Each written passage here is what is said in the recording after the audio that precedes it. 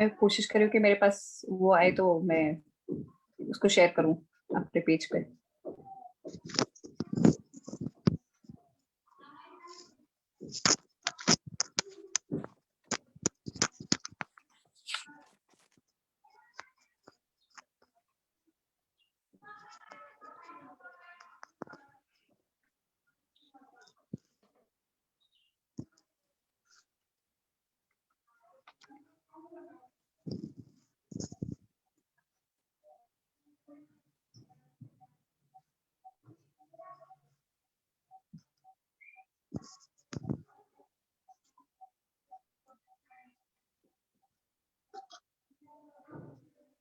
मैं कोशिश कर रही हूँ कि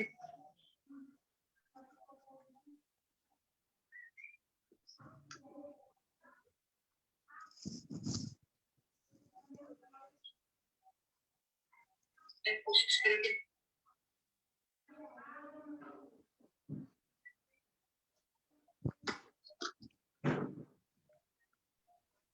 कि मैं स्टार्ट कर दूँ।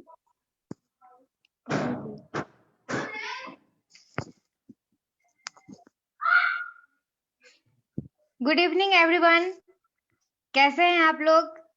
उम्मीद करती हूँ अच्छे होंगे और स्वस्थ होंगे। मेरा नाम नेहा शर्मा है और मैं क्लास 8th में पढ़ती हूँ और मैं बिहार से हूँ। मैं लक्ष्य जीवन जागृति से जुड़ी हुई हूँ और चलो पढ़े ऑनलाइन क्लास की स्टूडेंट हूँ। सबसे पहले तो मैं थैंक्स बोलना चाहूंगी सभी लोगों को जो आज हमसे जुड़े हैं। Thanks all of you.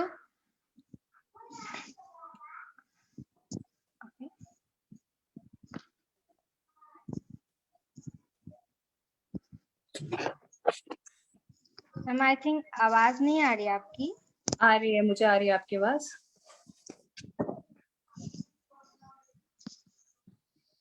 आज हम कुछ तुम कहो कुछ हम कहें कि सीरीज में एक नए और बहुत ही खास मेहमान का स्वागत करना चाहती हूँ, जिनका नाम है मिसेज इशिता सक्सेना। मैं आपको बता दूं, ये कंपनी की को फाउंडर है जिसका नाम है अरीजू। ये मैं आपको बता दूं कि ये एक ऐसी कंपनी है जो स्किन से रिलेटेड प्रोडक्ट्स बनाती है, वो भी नेचुरल चीजों से। वैसे मार्केट में कई सारे प्रोडक्ट्स मिलते हैं जो केमिकल से बने होते हैं, जो हमारे स्किन के लिए अच्छे नहीं होते हैं। हमारे स्किन काफी सेंसिटिव होता है और केमिकल प्रोडक्ट्स यूज करके वो काफी डैमेज हो जाते हैं। और इनकी जो कंपनी है वो नेचुरल चीजों को यूज करके स्किन से रिलेटेड प्रोडक्ट्स बनाती है। तो चलिए मिलते हैं आज के हमारे खास गेस्ट मिसेज इशिता सक्सेना से। हेलो मिसेज इशिता सक्सेना, कैसे हाय हैं आप? नेहा, मैं बिल्कुल बढ़िया। नेहा, आप कैसे हो? मैं बहुत अच्छी हूँ। मुझे आपसे मिलके बहुत अच्छा लग रहा है। मैं बहुत एक्साइटेड हूँ आपके बारे में जानने के लिए। आप कुछ बताएंगी खुद के बारे में? जी बिल्कुल नेहा, मैं भी बहुत खुश हूँ आपसे आज बात करके। बहुत अच्छा लग रहा है आपसे बात करके। तो नेहा, मेरी कंपनी है आरिजू। मैं एक सर्टिफाइड स्किन केयर कंसल्टेंट हूँ। मैं क्या करती हूँ ना, मैं अपने क्लाइंट्स की स्किन कंसर्न समझ के उनको अपनी स्किन के लिए क्या अच्छा होना चाहिए, उनके लिए क्या सूटेबल है, उनको वो सजेस्ट करती हूँ और उस हिसाब से उनके लिए प्रोडक्ट्स बनाती हूँ। तो जो मार्केट में मिलता है वो आपको, आप जाते हो शेल्फ से खरीदते हो और ले आते हो। मैं क्या करती हूँ, मैं अपने क्लाइंट की स्किन रिक्वायरमेंट समझती हूँ, उनसे बातें करके उनको क्या सूट करेगा उस हिसाब से नेचुरल प्रोडक्ट्स बना के उनको एज एन इंडिविजुअल सबको अलग से देती हूँ। तो यही मेरा कॉन्सेप्ट है मेरी ब्रांड का, आरिजू का। थैंक यू, आपने बताया। दी, आप खुद के बारे में कुछ बताना चाहेंगी? हाँ तो नेहा, मैंने सोप मेकिंग, सोप्स बनाने के लिए सोप मेकिंग का सर्टिफिकेशन किया हुआ है यूएसए से, हैंडक्राफ्ट सोप के यूएसए। और मैं इंडिया की इकलौती पर्सन हूँ जिसने ये काम किया है। मैंने अरोमा थेरेपी में सर्टिफिकेशंस किए हुए हैं, नेचुरल स्किन केयर में किया हुआ है। ये काम मैं बहुत सालों से कर रही हूँ और लोगों से बात करके उनसे समझना उनको क्या रिक्वायरमेंट्स है, ये करने में बड़ा अच्छा लगता है मुझे। तो यही एक रीजन है कि मैं यहाँ पर आज ये अपना बिजनेस चला रही हूँ और लोगों से कनेक्ट करती हूँ। दी, आपको ये बिजनेस करने का आइडिया कहाँ से आया, कैसे आया कि हाँ कुछ ऐसा करना चाहिए? मैं ना नेहा एक्चुअली हमेशा से कुछ अपना करना चाहती थी। हमेशा से ये था कि कुछ करो जो कि जिसमें ना अपना कमांड हो और अपने आपकी किस्मत अपने हाथ में हो वाली बात। तो ये आइडिया मेरा यही आया, मैंने हमेशा से बहुत सारे स्किन केयर प्रोडक्ट्स खरीदती थी, ये ब्रांड का वो ब्रांड का सबका ट्राई करती थी। लेकिन हमेशा कुछ ना कुछ लगता था कि ना ये शायद सूट कर रहा है, ये नहीं कर रहा है और कुछ नहीं है। तो वहीं से आया आइडिया कि चलो कुछ करा जाए, कुछ ट्राई किया जाए, अपना कुछ करते हैं और उसको इवॉल्व करते करते कि कैसे बना सकते हैं, क्या कर सकते हैं, कैसे डिफरेंट होगा, जो सब दे रहे हैं उससे डिफरेंट कैसे होगा। उससे ये आरजू का आइडिया आया। तो मैं सोचा कि इंडिविजुअल बनाएंगे तो जैसे जैसे अगर मैं आपके लिए कुछ बनाऊंगी तो मैं जो आपको सूट करेगा बस वही बनाऊंगी, जिससे आपके चेहरे पे और ग्लो आ जाए। तो आप अपने कस्टमर को देखकर उनकी क्या जरूरत है, उस जरूरत के हिसाब से प्रोडक्ट्स बनाती है। जी बिल्कुल। ये आपके काम में ऐसी क्या चीज है जो आपको सबसे ज्यादा इंस्पायर करती है? ये पता होना कि जो मैं कर रही हूँ ना ये किसी की लाइफ को एक तो अफेक्ट कर रहा है, और दूसरा जो मैं कर रही हूँ उसका कंट्रोल मेरे खुद के हाथ में। मुझे पता है कि मुझे अपना कितना बिजनेस बढ़ाना है, कैसे मैं उसे कंट्रोल कर सकती हूँ, मुझे अब नेक्स्ट क्या करना चाहिए। तो ये सबसे ज्यादा इंस्पायरिंग मेरे लिए होता है। और फिर उसके बाद जब दूसरे के सामने की चेहरे पे स्माइल देखो कि हाँ जो मैंने कुछ किया और उसको उससे फायदा हुआ, तो उससे और बेटर और अच्छी खुशी लगती है और लगता है और कुछ बनाए और कुछ नया करें।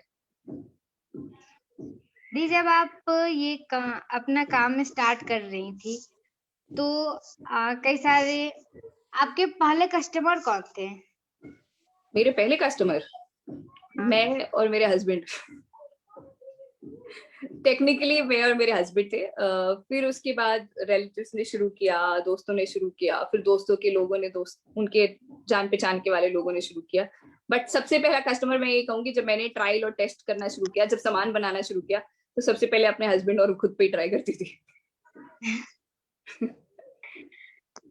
दी, जैसे जब कोई भी इंसान कुछ नया करता है तो हर एक इंसान जब कुछ नया करता है तो कुछ ना कुछ प्रॉब्लम्स, चैलेंजेस आते हैं, चैलेंजेस फेस करना पड़ता है सबको, पर्सनली या प्रोफेशनली काफी सारे चैलेंजेस फेस करने पड़ते हैं। आप भी जब अपना काम शुरू की तो आपको भी कई सारे चैलेंजेस फेस करने पड़े? uh, हाँ थोड़े करने पड़े। तो यहाँ इससे पहले मैं जॉब करती थी, मैं 10 साल से जॉब कर रही थी। तो सबसे बड़ा चैलेंज था कि अपनी नौकरी अच्छी खासी सेटल्ड लाइफ छोड़कर अपना कुछ करने का सोचना, और फिर उसके बारे में सोचना कि वो चलेगा भी नहीं चलेगा ये भी नहीं गारंटी होती है, जबकि आपकी एक सैलरी आराम से आ रही होती है। तो वो सबसे बड़ा चैलेंज था मेरे लिए कि अपनी जॉब छोड़ो और खुद को और दूसरों को प्रूव करो कि हाँ आप कुछ कर सकते हो, और ये जो कंपनी होगी ये कहीं ना कहीं ऐसी जगह पे पहुंचेगी कि हाँ अपने आप को सस्टेन कर पाएंगे। तो वो सबसे बड़ा चैलेंज था मेरे लिए, नौकरी छोड़ना आप कह सकते हो। आप पहले किस कंपनी में काम करती थी? इससे पहले मैं एक्सेंचर में थी, आईटी कंपनी में। IT company. मैं इंजीनियर हूँ कंप्यूटर साइंस में।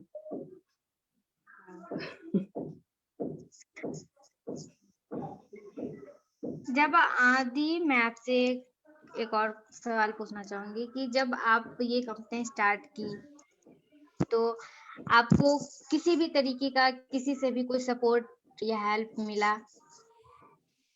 जी जब मैंने स्टार्ट की ना तो सबसे बड़ा सपोर्ट तो नेहा फैमिली का होता है, जो आपको विश्वास करते हैं आप पर और आपको सपोर्ट करते हैं और बोलते हैं कि हाँ चलो कोशिश करो ट्राई करें।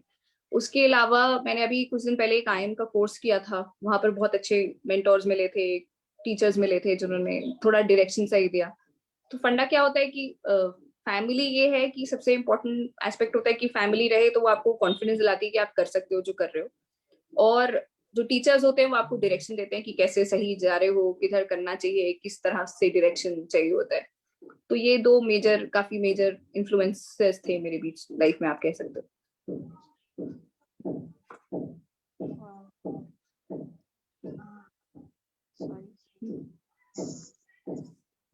जी, जैसे कि आप बताएं कि आपके लिए सबसे बड़ा चैलेंजेस था कि अपनी जॉब छोड़कर एक नया बिजनेस स्टार्ट करो। तो जब आप जॉब अपना छोड़ रही थी तो किसी ने ऐसा नहीं कहा कि नहीं छोड़ो, मत करो, ये तुम्हारे काम का नहीं है? हो। ये तो सबसे पहला स्टेटमेंट आता ही आता है।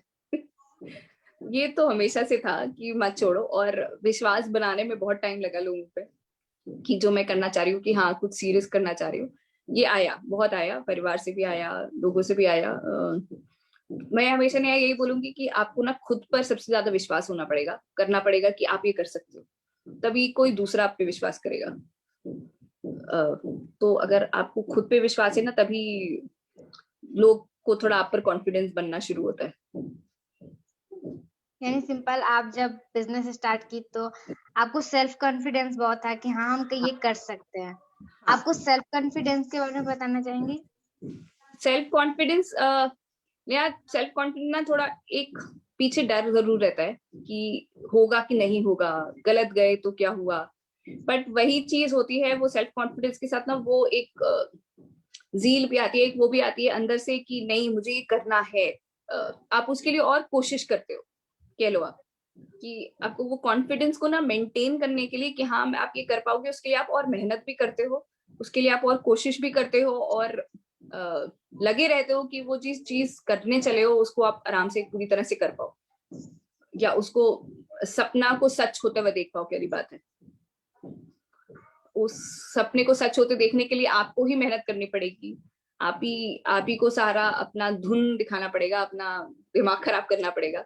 दूसरे आपको सपोर्ट भी करेंगे, आपको डाउट भी करेंगे, लेकिन सबसे ज्यादा आप ही को मेहनत करनी है उस चीज के लिए। सबसे बड़ी सेल्फ कॉन्फिडेंस है कि खुद पे हाँ, भरोसा रखो तो कर खुद पे लेंगे। भरोसा रखो और उस भरोसे को मेंटेन करने के लिए उसके लिए काम करो, तो जो करना है वो सब कर लेंगे। फिर आप सब कर लोगे। बस ये नहीं है सिर्फ कॉन्फिडेंस और कुछ किया नहीं, उसके लिए वो कॉन्फिडेंस को मेंटेन करने के लिए मेहनत भी करनी पड़ती है।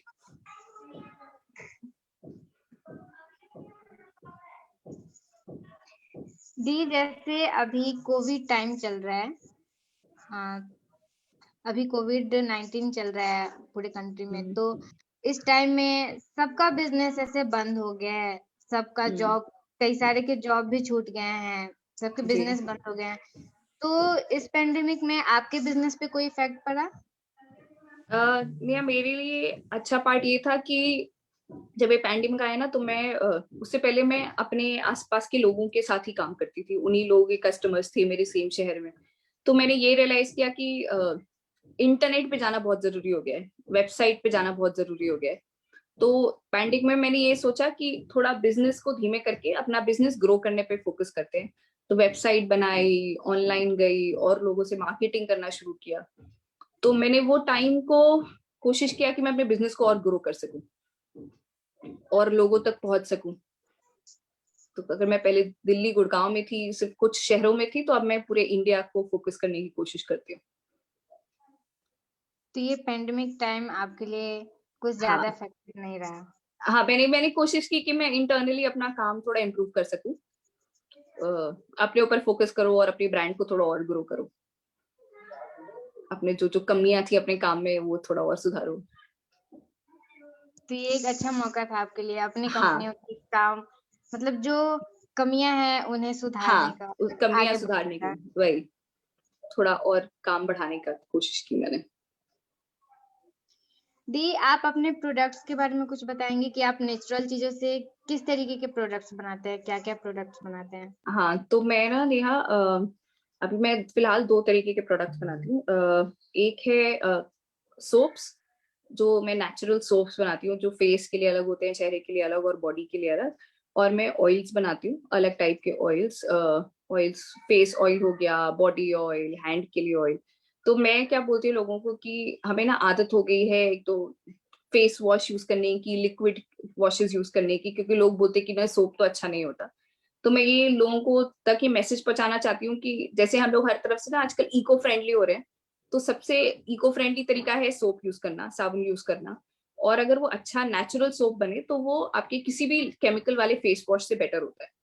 तो मैं सारा नेचुरल सोप, फेस सोप बनाती हूँ, जिसमें कस्तूरी हल्दी होती है, आयुर्वेदिक जड़ी बूटियां होती हैं, जैसे मंजिष्ठा हो गया, कस्तूरी हल्दी हो गई आपकी, चुकंदर का पाउडर हो गया, ऑरेंज पील पाउडर हो गया। तो इन सब चीजों को डाल के मैं सोप्स बनाती हूँ।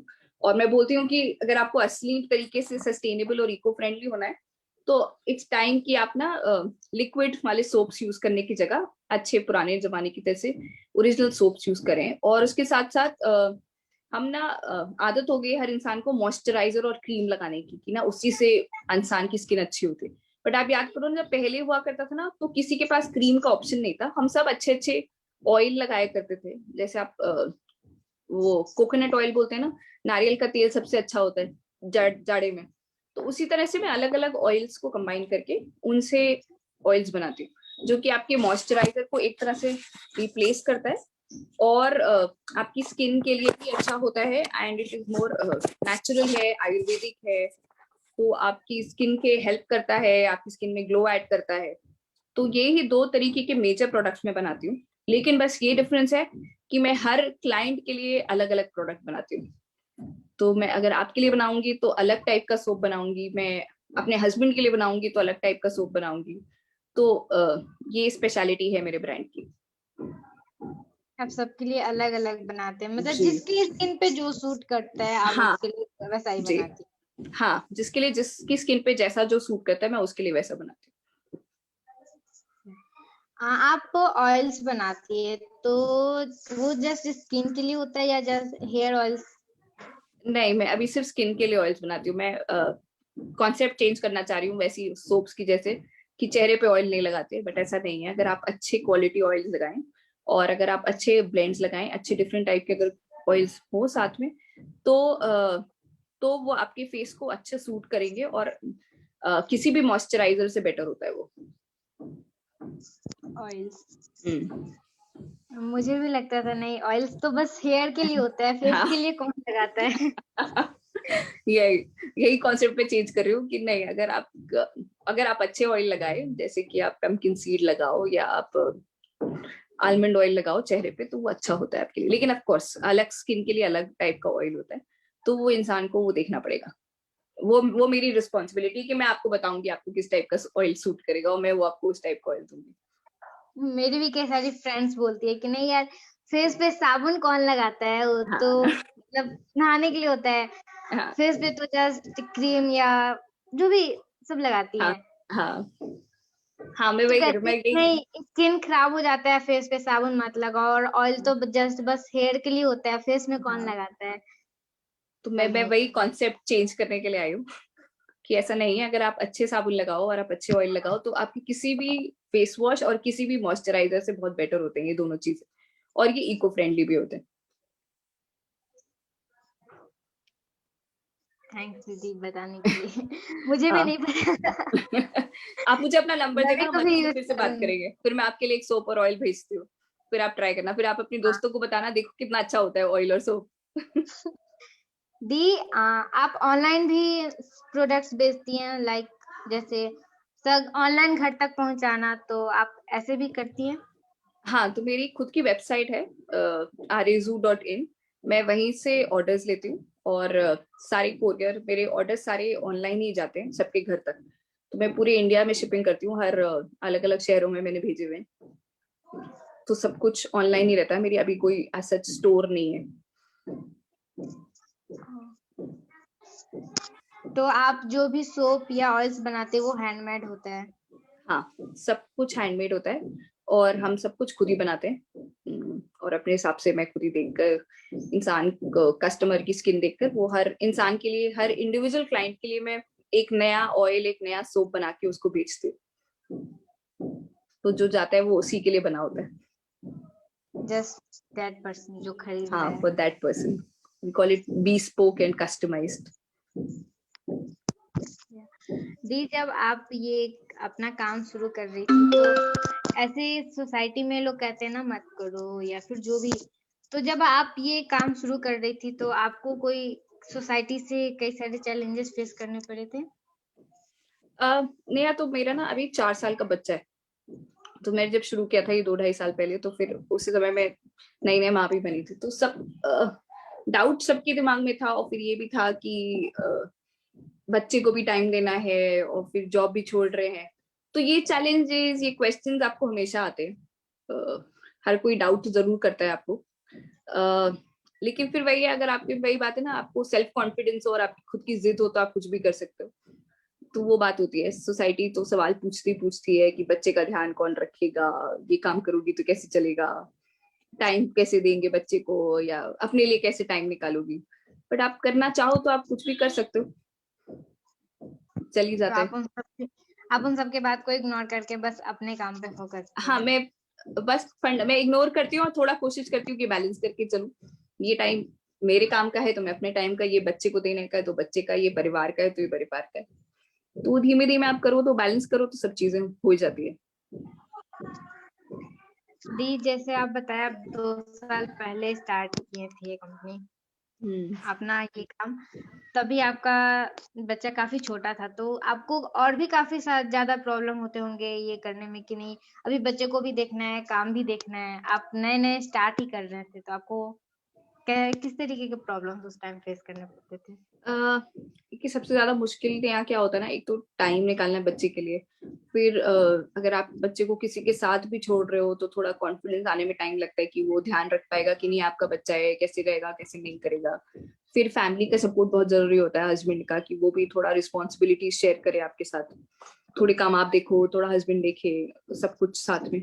तो वो थोड़े चैलेंजेस होते हैं, लेकिन वही कहते थे, जहां आपको करने का मन होता है तो अपने रास्ते भी अपने आप ही निकलते जाते हैं। तो मेरे हस्बैंड बहुत सपोर्ट करते थे, मतलब करते हैं अभी भी। और वही, और उसके बाद अब बेटा भी मेरा बड़ा होने लगा है, तो अब वो थोड़ा थोड़ा सेल्फ डिपेंडेंट होने लगा है।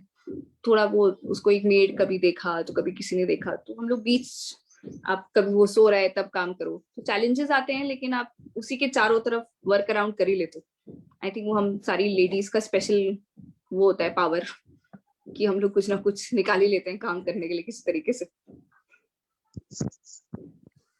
दी आप अपनी स्किन का केयर कैसे करती हो? आप सबका तो ख्याल रखती है कि जिसको जो चाहिए उसको वैसा बना के देना है, आप अपने स्किन का केयर कैसे करती हैं? कि अब मैं अपने स्किन का केयर ना, बस मोस्टली यही है कि मैं अपने प्रोडक्ट्स यूज करती हूँ सबसे ज्यादा ये, और डाइट और ये सब चीजें, खाना और सोना बहुत इंपॉर्टेंट है। तो मेरा मेजर यही रहता है कि मैं अपने प्रोडक्ट्स यूज करती हूँ, और खाने का ध्यान रखती हूँ कि मैं अच्छा खाऊं, क्योंकि आप ऊपर कुछ भी लगा लो, जब तक आप अच्छे से खा नहीं रहे हो, जितना आप जंक फूड खाओगे उतना ही आपके चेहरे पे दिखेगा। तो खाना अच्छा, नींद अच्छी, तो मैं उस पर बहुत ध्यान रखती हूँ। और एक्सरसाइज, योगा करती हूँ मैं। तो इसलिए ये सब अपनी चीजें कंबाइन करके सब कुछ हो जाता है। मुझे तो पता ही नहीं था जंक फूड खाने से भी स्किन पे इतना प्रॉब्लम होता है। हाँ, हम तो जंक फूड सोचते कि जंक फूड खाने से इंसान का फैट बढ़ता है या फिर नहीं नहीं। दिमाग कमजोर होता है, इससे ज्यादा कुछ नहीं। जो जो जो 16 साल की उम्र में जो पिंपल दिखने शुरू होते हैं ना, वो सारे वो चॉकलेट और चिप्स से ही आते हैं। ओह, सुबह भी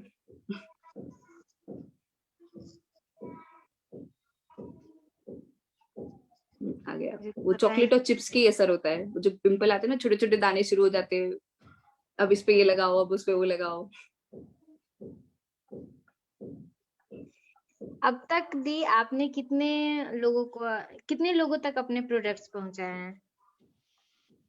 वैसे मुझे नंबर नहीं पता, लेकिन ये पता है मुझे कि मैंने देश के अलग अलग शहरों में जरूर पहुंचाए हैं। मैंने उड़ीसा के शहर में गया है, तो बैंगलोर गया है, तो अहमदाबाद गया है, तो कलकत्ता भी गया है। नंबर मुझे नहीं पता कि कहाँ तक कितने लोगों को पहुंचा है, बट हाँ, अप्रोक्सीमेटली? अप्रोक्सीमेटली 1000 लोगों तक। अगर मतलब 1000 लोगों तक, मतलब अगले पिछले 6-8 महीने में, जब कोरोना में मैंने ऑनलाइन गई, उससे पहले तो आसपास बहुत लोग होते थे।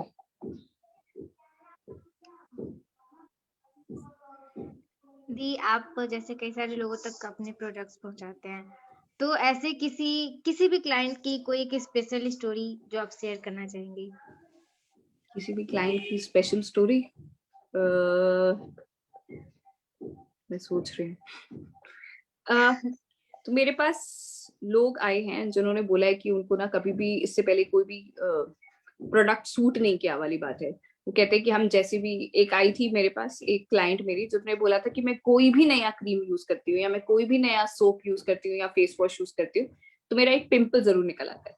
और बेचारी बहुत परेशान थी, क्योंकि वो कहती थी जब भी मैं कुछ यूज करती हूँ तो मैं नया लाती हूँ और बहुत खुश होकर लाती हूँ, चाहे मैं कितना महंगा और सस्ता लाऊं, और फिर वो मैं अपनी मम्मी को दे देती हूँ। और मेरी मम्मी बड़ी गुस्सा होती है कि तुम खरीदती क्यों। और वो भी बहुत बड़ी नहीं थी, वो भी लड़की थी छोटी, उसने भी नौकरी स्टार्ट की थी। तो मैंने उसको बोला कि अच्छा फिर, और जब ऐसा इंसान आपको बोले तो आपको भी डर लग जाता है कि आपका प्रोडक्ट सूट करेगा कि नहीं। तो और उसने मुझसे सबसे पहली चीज ये बोली कि दीदी मैं आपको बोल रही हूँ अगर मुझे सूट कर गया ना तो मैं आपको एक एक्स्ट्रा चॉकलेट जरूर दूंगी। मैंने कहा ठीक बिल्कुल। फिर मैंने उसको अपने भेजे प्रोडक्ट, मैंने कहा अच्छा बताना कैसा लगता है, कैसा सूट कर रहा है नहीं सूट कर रहा। और फिर हफ्ते भर बाद ना उसने मुझे लिटरली एक चॉकलेट भेजी कोरियर करके। वाह। तो वो इतनी खुश हो गई थी ना कि उसको मेरे प्रोडक्ट सूट करके, उसको कोई पिंपल नहीं आया। तो उसने कहा कि अब बस दीदी अब मेरा सेट हो गया, अब इसके अलावा मुझे कहीं और नहीं जाना। तो ये छोटी छोटी चीजें होती है जो आपको खुद भी अच्छा लगता है कि आप जो कर रहे हो किसी को फायदा हो रहा है और सामने वाला खुश हो जाता है कि उसको कुछ मिल गया जो उसको सूट कर गया। तो वही चीज हाँ, है। कुछ नुकसान भी नहीं हुआ और हाँ अच्छा भी। नुकसान नहीं हुआ, उसको फायदा कर गया। वो कहती थी उसकी मम्मी बहुत परेशान थी, उसकी मम्मी के पास बहुत सामान आ गया था क्योंकि वो हर दूसरे दिन एक नया सामान लाती थी जो सूट नहीं करता था उसको।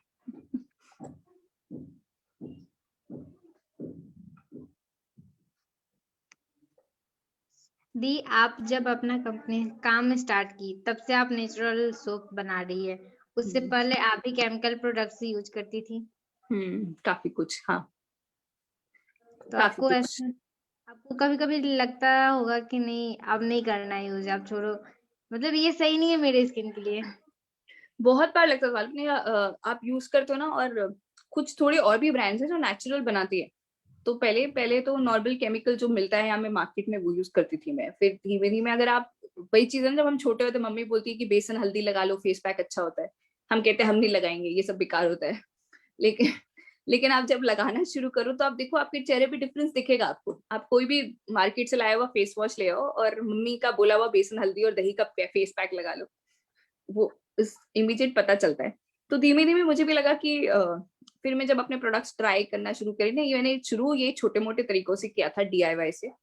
जब मैं अपना सामान बनाती थी, थोड़ा बहुत फेस पैक बनाया।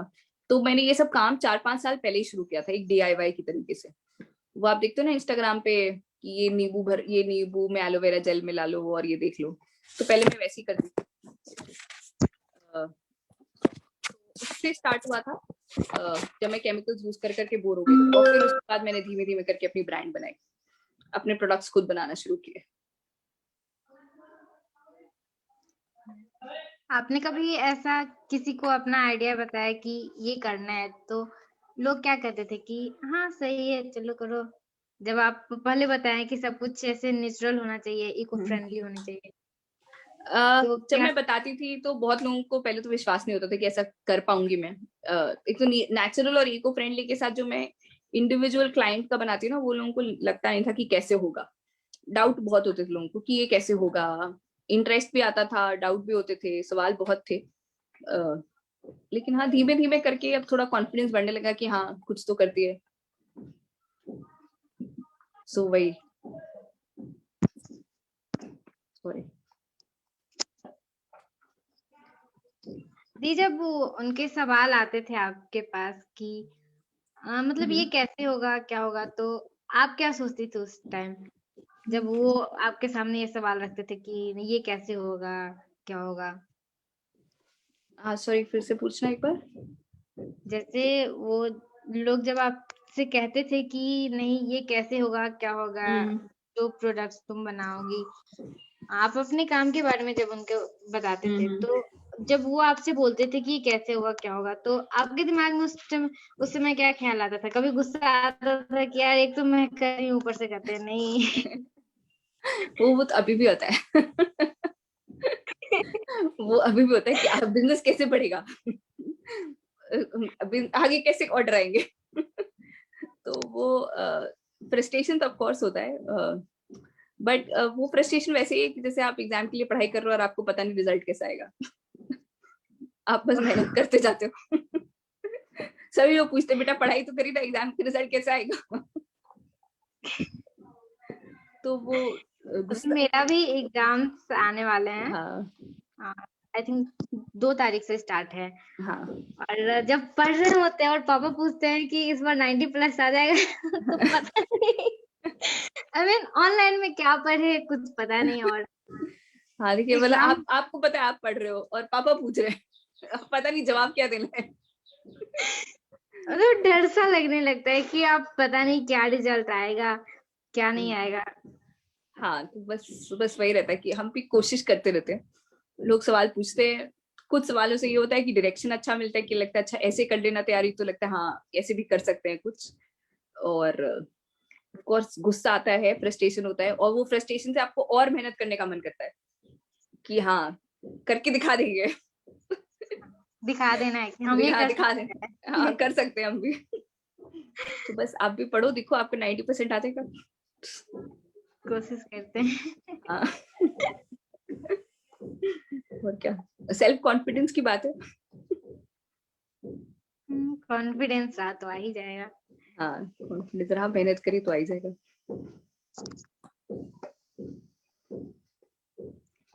दी आप जैसे स्टार्ट किया अपना काम, ऐसे कई सारे औरतें होंगी अभी जो अपना काम स्टार्ट करना चाहती होंगी या फिर कर रही है, तो आप उनके बारे में कुछ बोलना चाहेंगे? उनको कोई एडवाइस या मैसेज देना चाहेंगे? मैं यही बोलूंगी, जो भी काम स्टार्ट करना चाहता है ना, कि सबसे पहले ना खुद पे वही कॉन्फिडेंस होना चाहिए कि आप कर पाओगे, और दूसरा बहुत मेहनत करने के लिए तैयार रहना पड़ेगा। जैसे आप मुझसे बहुत बार पूछ रहे हो कि क्या चैलेंजेस आए, क्या सवाल आए।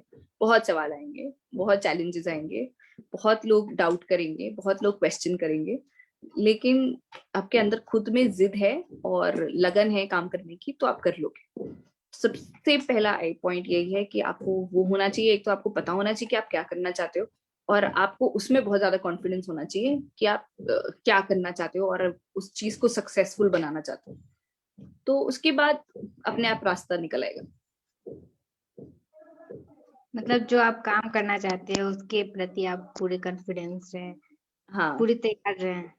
पूरा तैयार रहो, आप बिल्कुल तैयार रहो, कॉन्फिडेंट आप रहो। जब और अपना काम स्टार्ट कर रही थी तो आप पूरी तरह से तैयार थी कि हाँ अब हाँ, तैयार है, कर देंगे? हाँ, मैंने क्या किया था, मैंने अपनी नौकरी से 6 महीने की छुट्टी ली थी, सिर्फ ये देखने के लिए कि मैं ये जो करना चाहती हूँ सही में करना चाहती हूँ और इसको आगे बढ़ा पाऊंगी कि नहीं। तो मैंने 6 महीने पूरी मेहनत करी, सिर्फ नौकरी से छुट्टी ली है समझने के लिए कि जो एक तो आइडिया है वो आगे बढ़ सकता है कि नहीं।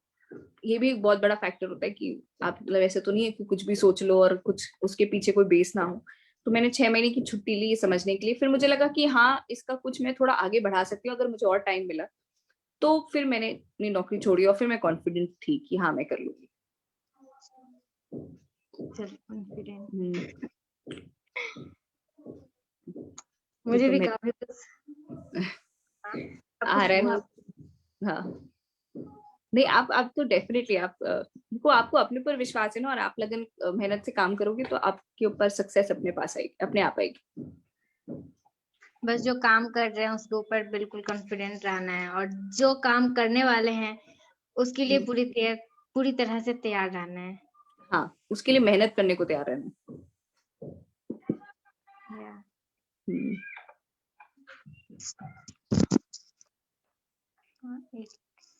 दी आप जो प्रोडक्ट्स बनाती हैं तो वो जस्ट गर्ल्स के लिए होती है, वुमेन्स के लिए होती है या फिर अदर्स के लिए भी? नहीं नहीं, लाइक सबके लिए होती है, हर जेंडर के लिए होती है। मेंस भी बनाती हूँ मैं और लेडीज भी बनाती हूँ।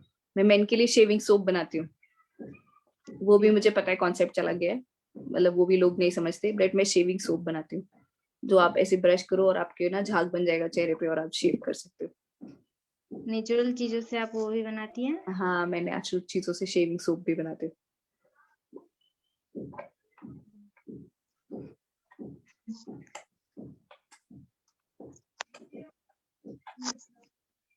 दी तो जो प्रोडक्ट्स हैं वो लाइक कैसे, जो एडल्ट लोग हैं या फिर जो हम लोग के एज के हैं वो लोग यूज करते हैं या फिर छोटे छोटे बच्चे भी जो काफी छोटे मैं होते हैं? बच्चों के लिए बनाती हूँ लेकिन एज सच बहुत ज्यादा नहीं, बट आपकी एज से जनरली शुरू हो जाता है और फिर उसके बाद हर एज के लोगों के लिए।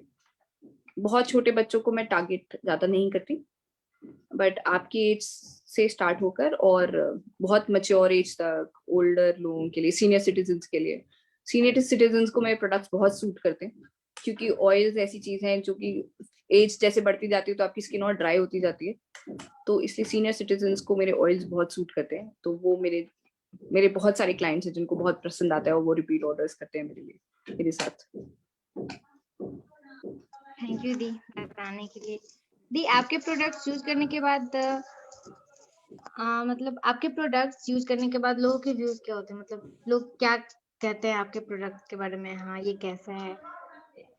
मेरे प्रोडक्ट्स यूज करने के बाद फायदा ये है कि पहली चीज तो मैं ये बोलती हूँ कि अगर मैं भी कभी भी अपना एक प्रोडक्ट सेल करती हूँ किसी को, तो मैं हमेशा ये बोलती हूँ कि आप मैं उसको 1 मंथ का टाइम देती हूँ कि अगर आपको प्रोडक्ट नहीं सूट कर रहा है तो मैं अपना प्रोडक्ट चेंज कर दूंगी आपको डिफरेंट फॉर्मूला के साथ। मैं किसी को भी जब भी किसी क्लाइंट को ऑर्डर बनाती हूँ तो, क्योंकि बहुत बार होता है किसी को कोई रिएक्शन हुए, किसी को कोई एलर्जीज हुए, तो मैं वो प्रोडक्ट चेंज करने को रेडी रहती हूँ। और जब भी कोई सूट करता है तो मेजर मैक्सिमम केसेस में वो लोग रिपीट ऑर्डर देते हैं, क्योंकि मैं इतना कस्टमाइज करके और आपकी स्किन रिक्वायरमेंट समझ के बनाती हूँ कि वो आपको सूट कर ही जाता है, तो खुश हो जाते हैं, दे ऑलवेज कम बैक। और फिर वो अपने दोस्तों को, अपने रिलेटिव्स को रेफर करते हैं कि इनका प्रोडक्ट ट्राई करो, सूट करता है और अच्छा होता है। और उन द बेस्ट पार्ट इज कि उनको ना अपने चेहरे पे, अपनी स्किन पे डिफरेंस दिखता है कि हाँ वो जो एक ग्लो बोलते हैं ना कि हाँ चमक आ जाती है चेहरे पे, वो मोस्ट ऑफ द लोगों से मुझे मिलता है कि हाँ एक चमक आई है चेहरे पे, एक डिफरेंस पता चल रहा है। मैं वही बोलती हूँ कि एज ओल्ड जो पुराने तरीके थे, जो पुराने दादी अम्मा वाले नुस्खे थे, वो काम आते हैं अगर हम उनको अच्छी तरीके से यूज करें, तो उनको सही तरीके से बना के और यूज करें तो यही रहता है मोस्टली मेरे क्लाइंट्स का। मतलब आप जो पुराने जमाने में लोग यूज करते थे, आप उसको फिर से मतलब लोगों के सामने लाना चाहते हैं कि लाना हाँ। चाह रही हूँ मैं। आपका नेक्स्ट विजन क्या है? मेरा नेक्स्ट विजन यही है कि मैं और लोगों तक पहुंचूं, अपने प्रोडक्ट्स पहुंचाऊं और लोगों को रियलाइज कराऊं कि पुराने नेचुरल तरीके अच्छे हुआ करते थे। और मैं चाहूं कि लोग जो है वो नेचुरल प्रोडक्ट्स यूज करें और सोप्स यूज करना शुरू करें, ऑयल्स यूज करना शुरू करें, नेचुरल और इको फ्रेंडली प्रैक्टिस से स्टार्ट करें। मेरा मेजर विजन यही है। और जो मैं काम कर रही हूँ उससे लोगों को फायदा हो, अच्छा लगे। और साथ ही साथ एक और चीज ये है कि मैं चाहती हूँ कि मैं आप जैसे जो बहुत सी लड़कियां हैं उनको अपलिफ्ट करूं, उनके साथ उनको अपनी फैक्ट्री में एम्प्लॉय करूं, और आप लोग भी आओ और हमारे साथ काम करो और अच्छे अच्छे प्रोडक्ट्स बनाओ और सेल करो और हम सबको एम्प्लॉयमेंट मिले और सब खुश रहे, इन सेल्फ इंडिपेंडेंट बने। तो वो मेरा एक दूसरा बाय विजन है, सेकेंडरी विजन है मेरे ब्रांड का।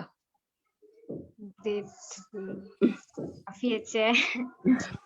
दी आप कुछ इको फ्रेंडली के बारे में बताना चाहेंगी? आप कहती है आपके सारे प्रोडक्ट इको फ्रेंडली होते हैं, तो हाँ, आप इको उसके फ्रेंडली मतलब ये है कि मैं ना प्लास्टिक यूज नहीं करती अपने प्रोडक्ट्स में, किसी भी फॉर्म में। प्लास्टिक मिनिमम है, जीरो प्लास्टिक है, पेपर के डब्बे होते हैं। मेरे जो सोप केसेस होते हैं वो एक पत्ती से बने होते हैं, अरीका लीफ से, तो वो नेचुरल है, तो आप कहीं पर भी डिस्पोज करोगे, कुछ भी करोगे तो प्लास्टिक कोई भी यूज नहीं है, और सब कुछ नेचुरल और इको फ्रेंडली है, तो लंबा चलता है और कोई पोल्यूशन नहीं करता कोई भी प्रोडक्ट। ये काफी अच्छा है। दी आप जिस लिप्स के बारे में बोल रहे हैं, आप उसके बारे में कुछ बताइए। इसके बारे में दी वो लिप लीफ, जिसका अच्छा हाँ, अरीका एक प्लांट होता है इंडिया में, उसके ना सोप केसेस बनते हैं। आई एम सॉरी अभी मेरे पास यहाँ रखा नहीं हुआ है, नहीं तो मैं आपको दिखाती। वो एक सोप केसेस आते हैं अरीका के, तो लोगों का होता है ना कि साबुन किस में रखेंगे, तो मैं वो ऑयस्टर जैसा होता है, एक गोल सा बड़ा सुंदर सा होता है, उसमें मैं अपने सोप पैक करके बेचती हूँ। आप कभी जाना मेरे फेसबुक या इंस्टाग्राम पेज पे आरिजू के, उस पे आप देखोगे मेरे सोप्स के साथ वो बॉक्सेस रखे हुए हैं। वो साउथ इंडिया की स्पेशलिटी है, साउथ इंडिया में मिलते हैं वो लीव्स, मैं उनको मंगवाती हूँ यहाँ पर और फिर उनमें सूप्स रख के देती हूँ। दी आप नेचुरल प्रोडक्ट्स जब बनाती है तो कहाँ ऐसा तो नहीं है कि जो नेचुरल चीजें आप यूज करती है वो आपके आसपास मिल जाए? कई सारी चीजें होते होंगी जो आपको काफी दूर दूर मिलते होंगे, तो आपको जी वहां जी, से भी मंगाना पड़ता होगा। हाँ, मेरा सारा सामान ना इंडिया के अलग अलग कोनों से आता है। मेरा कोकोनट ऑयल कोयम्बतूर से आता है, एक मेरा तेल हिमालय से आता है, तो मैं सब अलग अलग जगहों से मंगवाती हूँ, पूरे हिंदुस्तान से अलग अलग जगहों से मेरा सारा सामान आता है, सारे इंग्रेडिएंट्स। तो जब ऐसे ये कोविड टाइम में जब लॉकडाउन हुआ था तब तो कुछ नहीं आता होगा क्योंकि सब कुछ बंद हाँ, था। बहुत बहुत मुश्किल हुई है। और अभी भी बहुत बार होता है कि मैं ना, मुझे बोलता है कि हफ्ते भर में आएगा और वो 2 हफ्ते का 3 हफ्ते हो जाता है, क्योंकि किसी स्टेट में लॉकडाउन हो रहा है या किसी की फैक्ट्री बंद हो गई है। वो रहता है, वो प्रॉब्लम ऑफ कोर्स रहती है उसको। कोविड टाइम पे बहुत चैलेंजेस हुए थे हमें उस मामले में। इससे यही समझा कि थोड़ा एक बैकअप होना चाहिए, एक और वेंडर और थोड़ा स्टोरेज और रखना चाहिए।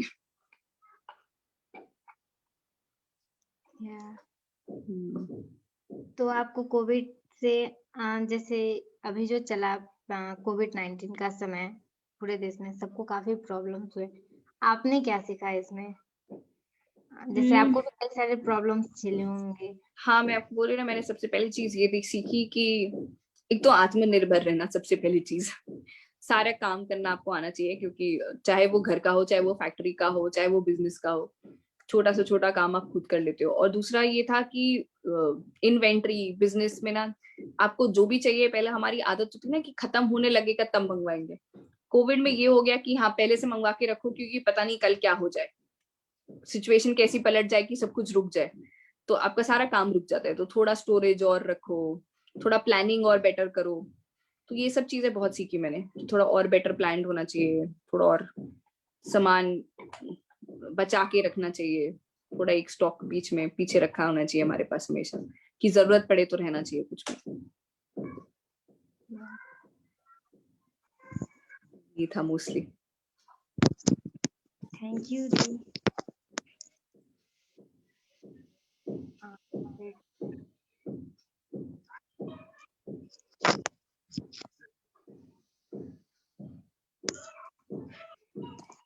दी, जी, आपसे बात कर कर हम हाँ, सॉरी।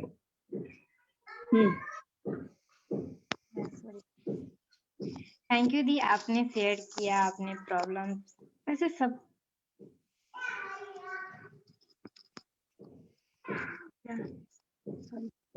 थैंक यू दी अपनी जर्नी शेयर करने के लिए, हमारे साथ जुड़ने के लिए। तो थैंक यू। मुझे भी बहुत अच्छा लगा आपसे बात करके नेहा। मुझे भी आपसे मिलके बहुत अच्छा लगा। आप मुझे अपना एड्रेस भेजना, मैं आपको अपने प्रोडक्ट्स भेजती हूँ, और हम अलग से बात करते हैं एक बार, ठीक है? फिर मैं समझूंगी आपकी स्किन कैसी है, फिर मैं आपके लिए कुछ बना के भेजती हूँ। या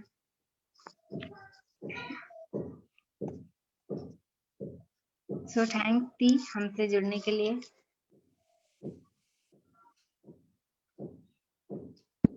सॉरी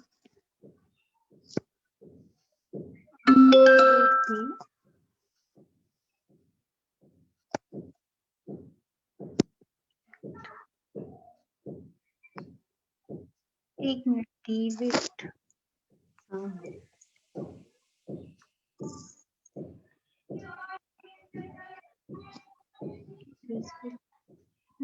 को शेयर करो।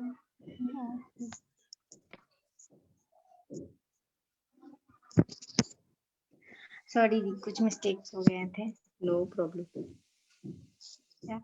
दी आप मेरा तो एड्रेस ले लेंगी, बट मैं चाहती हूँ कि आप अपने पेज लोगों तक शेयर करें, ताकि लोग आपको फॉलो कर सके और आपके प्रोडक्ट्स तक पहुंच सके, क्योंकि सबको एक ब्यूटीफुल और नेचुरल स्किन चाहिए खुद के लिए, और आपकी कंपनी ऐसी बनाती है, तो मैं चाहती हूँ कि सब तक आपके प्रोडक्ट्स पहुंचे, तो आप अपनी पेज हाँ, जरूर शेयर करिए। तो मेरी वेबसाइट का नाम है www.arezu.in, और आरेजू की स्पेलिंग है AREZOU। ओके, तो ये मेरी वेबसाइट है। और इंस्टाग्राम पे मेरे पेज का नाम है आरेजू कस्टमाइज्ड स्किन केयर, क्योंकि मेरा कस्टमाइज्ड का कॉन्सेप्ट है, तो आरेजू कस्टमाइज्ड स्किन केयर। और फेसबुक पे है आरेजू द स्किन रिचुअल्स। तो ये मेरा पेज है इंस्टाग्राम और फेसबुक का, और मेरी वेबसाइट का नाम है arezu.in। गूगल सर्च भी करेंगे आरेजू AREZOU, तो आ जाएगा टॉप पे। तो उससे कहीं पर भी मुझे इंस्टाग्राम पे, फेसबुक पे मैसेज कर सकते हैं, या मेरी वेबसाइट विजिट कर सकते हैं, और मुझे पिंग कर सकते हैं, एंड मैं उसके आगे बात कर सकती हूँ। जिसको अपना अपना पर्सनलाइज स्किन केयर करवाना हो, तो वी कैन ऑलवेज टॉक, और उसके बाद हम देख सकते हैं, उनके लिए कुछ बना सकते हैं। ये तो आप पर्सनली सबसे बात करती हैं। जी, मैं सबसे पर्सनली बात करके, सबके कंसल्टेशन करके उनके प्रोडक्ट्स बनाती हूँ। वाह, मैं इसी बहाने मेरे बहुत से थैंक क्लाइंट्स और बहुत दोस्त बने हैं नए-नए। तो थैंक्स दी। अब मिलते हैं नेक्स्ट संडे, फिर मिलेंगे एक नई कहानी के साथ। कुछ तुम कहो कुछ हम कहें के सीरीज में एक नई कहानी, एक स्टोरी के साथ। So thank you. Thank you so much. Bye bye. Bye.